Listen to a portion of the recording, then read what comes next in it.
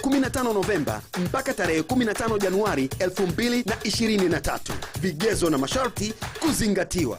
Kwa maelezo zaidi, wasiliana na idara ya masoko kwa simu namba 0658 777144 au 0784 611112 au 0783 892833.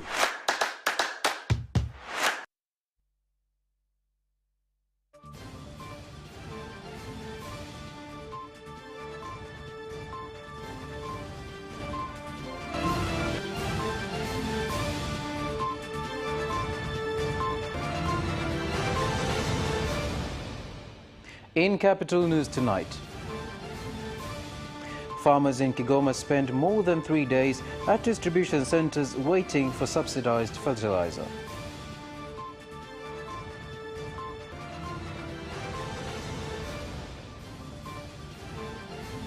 More than 1,500 acres of Magombela Forest Reserve in Kilombero District, Morogoro region have been destroyed by illegal farming activities.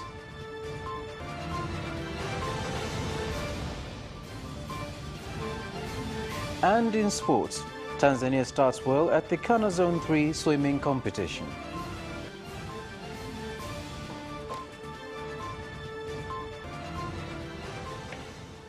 Good evening, ladies and gentlemen. This is Capital News at 9:30. My name is Carlos Banda. First, the national news. Farmers from various areas in Kigoma region have said that they are spending between 3 to 5 days at distribution centers waiting to get subsidized fertilizer, with the Fertilizer Regulatory Authority saying the situation is caused by challenges they face in transporting the commodity.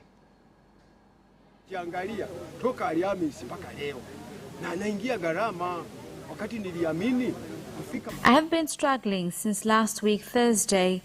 If their intention was to help farmers, then they should have an easy plan for us to get fertilizer so that our efforts can help in reducing food shortage by cultivating more instead of waiting for food aid. Kweli hiyo changamoto ipo, lakini inasababishwa na mambo makubwa mawili. Moja, tuna mawakala ambao wangesaidia kufikisha hizo huduma kwa wakulima huko waliko. Katika halmashauri yetu ya Kigoma tuna mawakala 12 waliosajiliwa na Mamlaka ya Mbolea Tanzania kwa ajili ya kutoa huduma ya mbolea ya ruzuku. Lakini kati ya hao wote waliosajiliwa hakuna hata mmoja ambaye aliripoti na kuanza kutoa huduma hiyo kwa wakulima. At the municipal, so far we have registered over 3,900 farmers, and our capacity is to manage 200 farmers per day. How can we be able to reach all of them at once? Moving to northwestern Tanzania, three suspected bandits have been killed in a fire exchange with the police force in Muganza village in Ngara district, Kagera region. The 3 suspects were found in possession of an AK-47 assault rifle and 12 bullets. Majira ya saa 4 usiku tukiwa tumeweka mtego katika kijiji cha Muganza. Around 10 p.m. we set a trap at Muganza village. A total of 5 people showed up and police officers stopped them for investigation, where they failed to stop and started shooting out to police officers. At their shootout, 3 people were injured, 2 ran away, but we managed to recover AK-47 gun with 12 bullets. The 3 injured people died on their way to the hospital. Because of good job that is done by our police officers, we continue to travel safe and sleep safe. They should keep up the good job. More than 1,500 acres of Magombela Forest Reserve in Katurukila village, Kilombero district, Morogoro region have been cleared illegally for farming activities, a situation that has led to the district commissioner of Kilombero, Hanji Godigodi, to instruct the invaders to move from the area and for Tanzania Forest Services Agency, TFS, to plant trees in the area.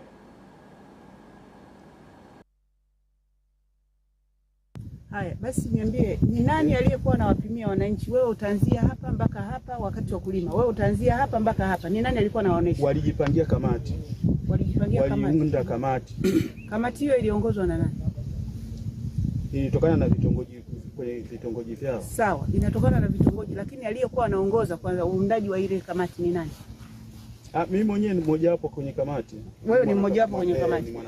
Nitaingia shamba na hapa naendelea kukili mama. Utusamehe kwa pale tulipoenda. We are apologizing for the misinterpretation. I have declared that I made the mistake. Nilikuwa naomba basi utuachie mwaka huu watu walime. They should allow us to carry on this year. The next year legal measures should be addressed because people cannot waste all they have invested in so far. Ramadhani haruhusiwi kuingia kwenye ile hifadhi wala mwananchi yoyote ile haruhusiwi kuingia kwenye ile hifadhi. Pale mlipolima TFS. No resident is allowed to enter the reserve. TFS, in collaboration with Agroforest, the first rain season, go and plant trees in the area. Hakuna mwananchi atakayeingia hapa. Mwenyekiti na kutamkia tena. Hakikisha hakuna mwananchi atakayeingia pale. Prime Minister Kassim Majaliwa has directed the Ministry of Livestock and Fisheries to improve on fish hatching technology instead of depending on traditional methods, as production of fish species in the country has declined due to various factors, including illegal fishing. The directive was read on behalf of the Prime Minister by the Minister of Livestock and Fisheries, Mashim Bandaki, at a meeting with fisheries stakeholders in Mwanza region.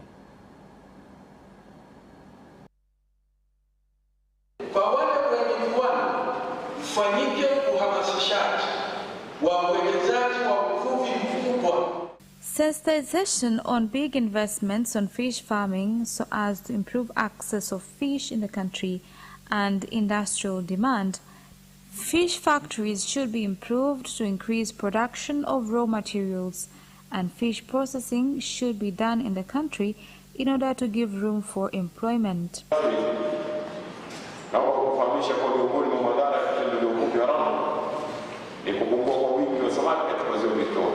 Illegal fishing has contributed much in decreasing number of fish in Lake Victoria, where Nile perch have decreased from 1 million tons in 2020 to over 400,000 tons. The difference is up to 50%.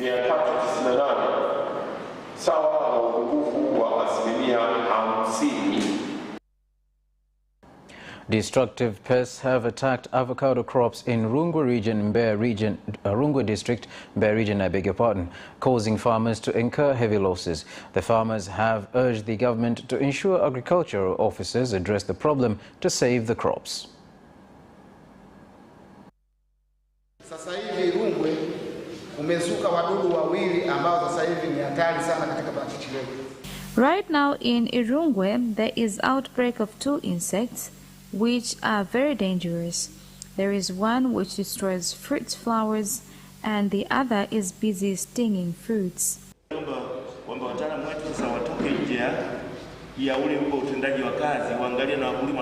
Extension officers should look at farmers closely because some farmers are farming as a hobby while others are in commercial farming, but their performance is poor.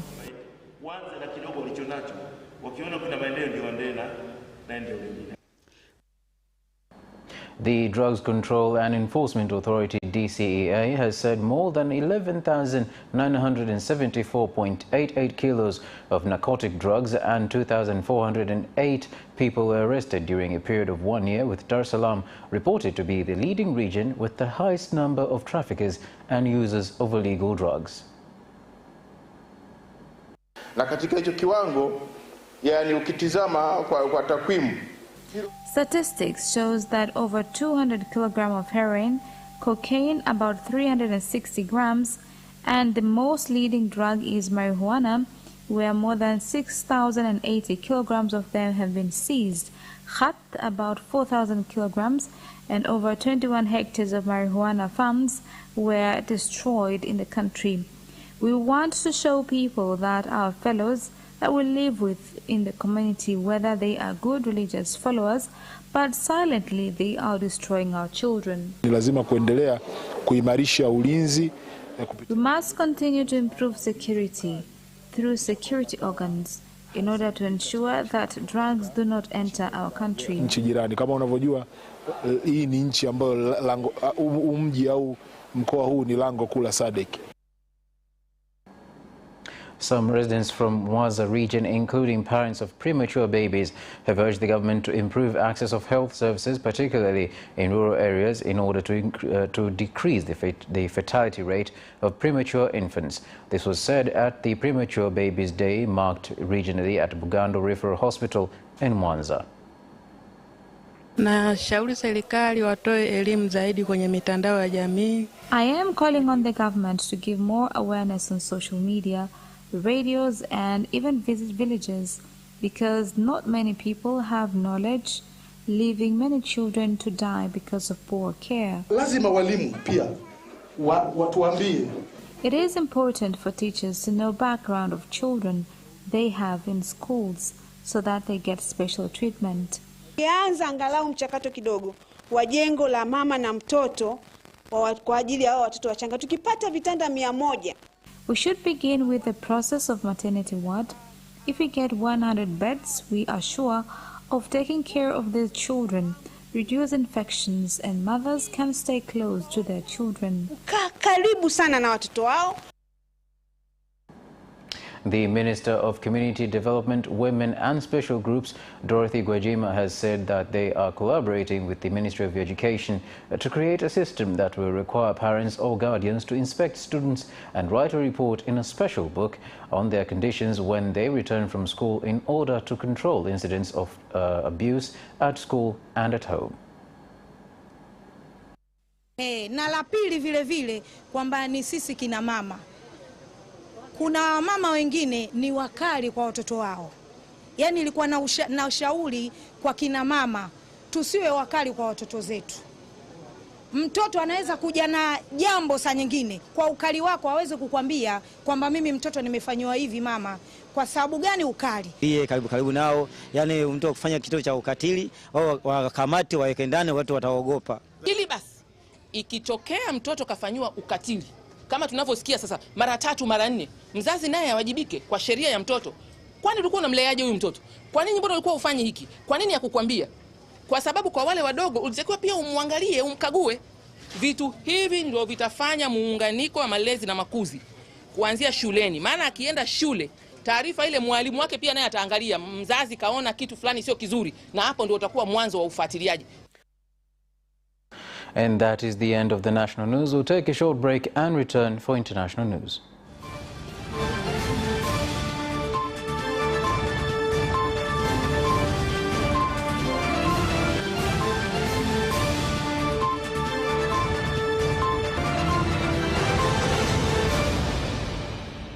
Welcome back, and now international news.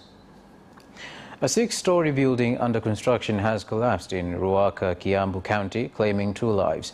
This is the second building to collapse in the Nairobi metro area in a week, coming just days after a building under construction came tumbling down in Karasani.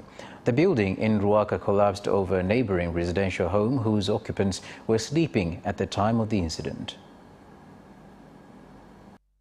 Kuna msiba imetukuta hapa kuanzia saa 9:30 hivi asubuhi.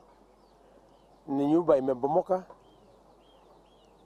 ambayo ilikuwa inajengwa, it was under construction.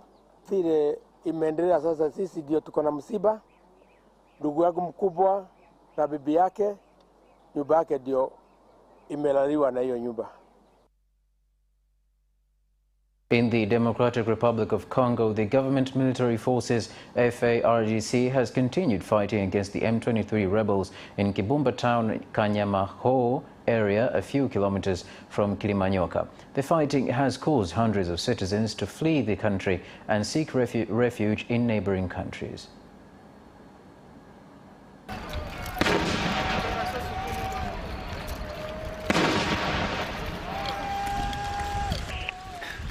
Donc après coup droite, même direction. Même direction, après coup droite. Hapa tuko Baelema yote ya FARDC beko hapa. Hakuna hata elema mmoja anakimbia. Daeni unasikia hata mataki iko nafanyika hapa. Pale mimi nakwambia sema tuko hapa, jeshi mzima iko hapa. Population iko kimya, iko na confiance na jeshi yetu iko natumika kazi. The parliament in Burundi has elected Amy Laurentine Kanyana as the new national mediator, becoming the first woman to hold such a post. Amy Laurentine Kanyana was elected after getting 109 votes after 120 members of the parliament voted. She was the only woman contesting the election, with 3 other male candidates. Amekuwa msuluhishi wa 3 kama alivyopitishwa na bunge la taifa kwa kura 109 kwa bunge 120 waliopiga kura. On Sunday, Equatorial Guinea will hold elections in which the world's longest-standing president, Teodoro Obiang Nguema, will seek to extend his 43-year authoritarian rule. The Western African oil-producing nation of about 1.5 million people has only had 2 presidents since independence from Spain in 1968. Obiang and his uncle, Francisco Macias Nguema, who he removed in a coup in 1979. The 80-year-old Obiang is vying for a 6th term against 2 other candidates, Andres Sono Ondo and Buenaventura Monsui Asumu.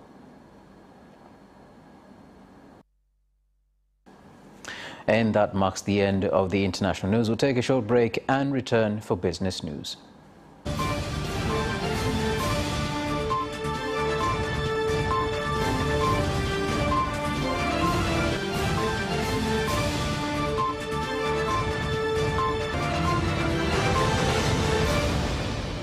Welcome back, and now business news. The Coast Region Cooperative Union has sold 1,487,000 kilograms of cashew nuts at the price of 1,462.67 shillings for a kilo at the second auction through the warehouse receipt system, which has gone up compared to the previous auction. Tumeuza kwa bei ya wastani ya shilingi 1,892 na senti 92. We sold at 1,892. The price has increased from 1,823 shillings in the previous auction. Kuna mipango mikubwa kabisa. Wakulima wa The plan is to know farmers who has how many trees, so that next year things will be systematically done. The business community in the country has urged the government to improve the business environment by ensuring it increases productivity and creates a win-win situation for both the government and the businesses. And came up and mipango mikubwa kabisa. Wakulima wa After this meeting, please.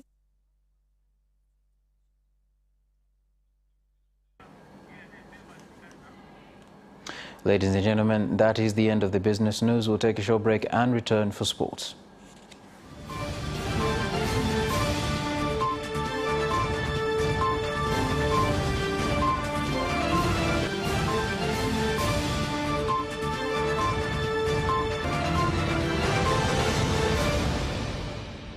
Welcome back, and we apologize for the technical issue. Now it's sports.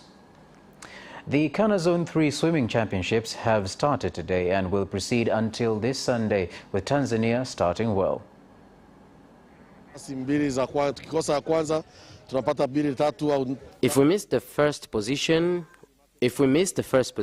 we get second, third or fourth, which are good points because the first gets 20 points, the second gets 18 points, and so we are in a good position.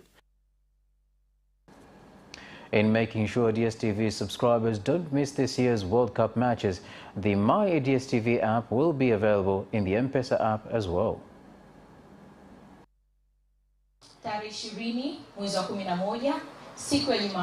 On the 20th of November, Sunday, the World Cup will start officially. The last time it was in 2018, now it is 2022. We are going to watch the World Cup after 4 years.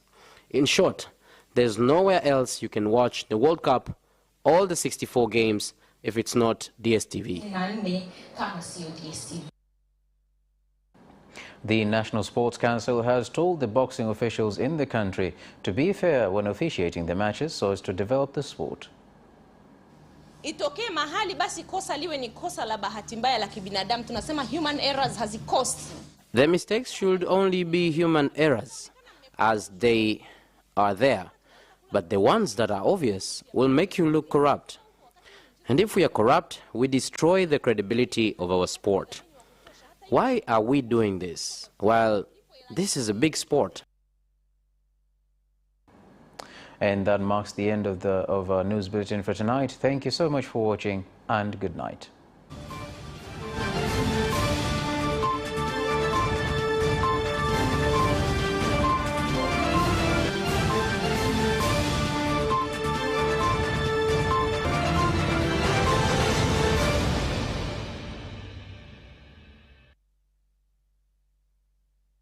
At 9:30 and get updated on what is happening in Tanzania and around the world on political, social, and economic issues and events, without forgetting business and sports news. You can get it all right here on Capital News at 9:30 from Monday to Friday on Zuku Channel 067, Digitech Channel 1103, and Facebook Capital Television Tanzania. Sasa unaweza kutangaza biashara yako hapa ITV ukiwa popote Tanzania. Wasiliana na mawakala wetu wa mikoani. Moshi Boisafi Shopping Center 0767552551 au 0764150743. Talanta Insurance Agents wapo barabara ya Posta, jengo la Fresh Coach Moshi, 0767421822 au 0677480717. JM Communication wapo Marangu Mtoni, 0754841319 au 0762013679. Arusha Lihundi Communication 0757200769. Megatop Agents 0754300810 au 0784682268. Dodoma Loshia Investment wapo karibu na Kisasa Peregina, 0715603376 au 0784950300. City Boys Electronics 0754816000 au 0754773078. Mwanza Mwana Leonard Company Limited 0754963333 au 0753939193. ITV Daima Super Brand Afrika Mashariki. According to my fitness tracker, I've already taken 2,628 steps today, and I got 7 hours of deep sleep. That's about average. This device can even determine my mood. Seriously. But is that really a good thing? How healthy is self-optimization? Our topic today on Shift.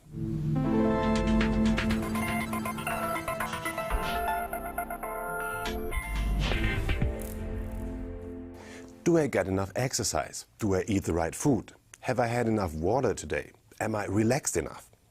According to a recent survey, about 33% of the global population has already tried out digital health trackers. The market for fitness wearables has tripled since 2017, and it looks set to grow much more, say experts. Why are we so obsessed with self-improvement? And is there something wrong with this? Not according to psychologist Judith Mangelsdorf. In principle, self-optimization is part of our need to keep developing further, which is one of a human's fundamental needs. It's part of all of us.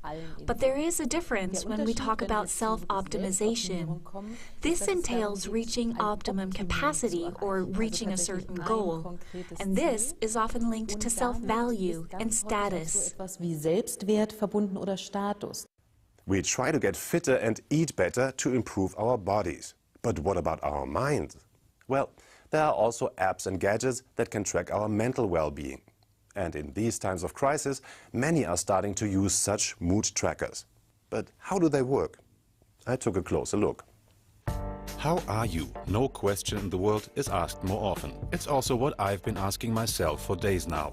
I've been using Dailyo to track my mood in the morning, at midday and in the evening. I can choose from 5 emotions. This morning I would say that I'm good. I tell Dailyo what I'm doing, how I'm feeling, and the app translates this data into statistics. There are a whole variety of mood trackers available online. They are almost like digital diaries, a place to record our mood and activities. But some evaluate this information and draw conclusions about psychological health. Can apps really analyze a user's mood though? A person can have so many different emotions. Feelings are very complex, and these apps can simplify complex matters in such a way that they might end up being not useful. Dailyo can only track my mood when I'm using it actively. It doesn't know what happens in between, and that information doesn't turn up in the statistics. I don't think the app was that useful for me personally. But it could be helpful to record one's daily activity in order to recognize certain patterns. But to do so, you already have to know yourself quite well. There are mood trackers that take other factors into account. They're quite a bit smarter. Now that I'm in the office, it's time for the next test. Feel wristbands can measure the sweat on a user's skin. This information will be linked to mood-related data. I will input my mood into the app now. Let's say joyous, because I get to see my colleagues. The wristband monitors some biometrical data, my blood pressure for example, and translates them into emotional patterns, and will recognize them when I'm joyous in the future. I don't know how precise these measurements are, but on the basis of my responses to questions about concrete situations, the app will propose certain mindfulness exercises. There are all kinds of wearables such as these on the market now. Some claim that they can recognize a user's emotions through their voice. Others detect and measure brain activity. All these headbands, wristbands, rings measure physical data and give advice on how to improve mental health. Some even say that they can help people to overcome depression, but Judith Mangelsdorf has some warning words in this regard. We should remember that we should never transfer responsibility for our own life and psychological well-being or health to a digital app. It can be helpful to use them, but it's very important to use them responsibly and to be aware of the risks. After work, I like to switch off, and this Muse headband says it can help. According to the makers, it uses 7 sensors to detect the brain's electrical activity, which it then transforms into understandable experiences, so the user can wind down and meditate. If I'm not calm, I will hear sounds of a storm, which will remind me to concentrate on my breathing. If I'm feeling calm, I will hear light summer rain. I can hear some very light rain and some light wind. And from time to time there's a bird chirping. That indicates that I'm really relaxed right now. Oh, okay. While I'm talking, the wind is getting heavier and the rain is getting heavier too, so I think I better concentrate again now.